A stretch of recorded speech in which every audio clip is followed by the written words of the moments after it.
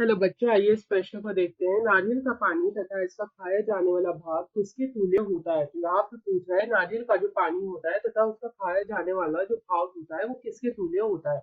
विकल्प ए में दे रखा है भ्रूणपोष, विकल्प बी में दे रखा है एंडोकार्प, विकल्प सी में दे रखा है मीजोकार्प और विकल्प डी में दे रखा है भ्रूण। तो यहाँ पे सबसे पहले हम इस प्रश्न की मुख्य अवधारणा देखेंगे। तो यहाँ पे अगर इस प्रश्न की मुख्य अवधारणा देखें तो यहाँ पे इसकी मुख्य अवधारणा में हम लिख सकते हैं निषेचन, निषेचन पश्च घटना, निषेचन पश्च घटना। तो यहाँ पे निषेचन के पश्चात जो घटनाएं घटती हैं तो उनमें क्या होता है कि जो भ्रूणपोष होता है, जो भ्रूणपोष होता है वो यहाँ पे विकसित होता है। तो यहाँ पे जो भ्रूणपोष किस तरह से विकसित होता है, तो ये जो भ्रूणपोष है, ये जो भ्रूणपोष होता है, इसकी जो कोशिका होती है, भ्रूणपोष कोशिका जो होती है वो बार बार विभाजित होती है, वो बार बार विभाजित होती है। तो यहाँ पे जब वो बार बार विभाजित होती है, तो यहाँ पे ये बार बार विभाजित होती है ताकि जो भ्रूण होता है उसको ये पोषण प्रदान कर पाए।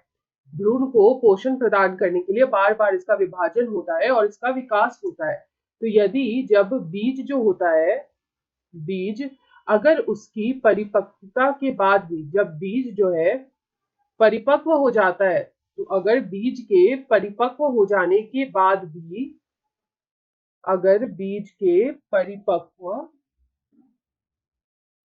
हो जाने के बाद भी, परिपक्व हो जाने के बाद भी यदि अगर भ्रूणपोष विद्यमान रहता है, तो यहाँ पे अगर हम बोल सकते हैं बीज के परिपक्व हो जाने के बाद भी अगर भ्रूणपोष विद्यमान रहता है, हो जाने के बाद भी अगर भ्रूणपोष विद्यमान रहता है, अगर भ्रूणपोष विद्यमान रहता है, तो यही जो होता है, ये कोशिका जो होती है, तो जो भ्रूणपोष कोशिका होती है, जो भ्रूणपोष कोशिका होती है वो खाए जाने के तुल्य हो जाती है, वो खाया जाने वाला भाग के तुल्य हो जाती है, या फिर वो खाया जाने वाला भाग हो जाता है, वो खाया जाने वाला भाग बन जाता है।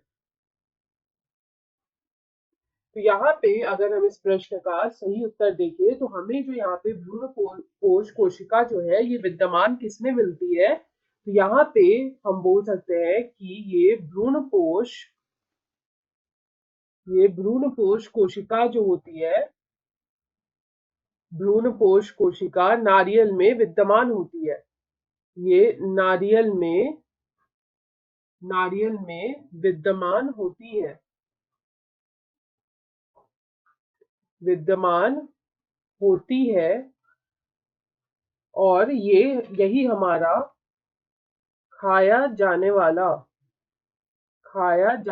भाग बनता है,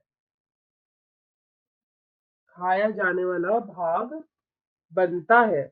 तो यहाँ पे अगर हम इस प्रश्न का सही उत्तर देखें तो विकल्प ए में हमारा दे रखा है भ्रूणपोष, तो विकल्प ए हमारा सही उत्तर है। आशा है आप इसे अच्छी तरह समझ गए होंगे। धन्यवाद।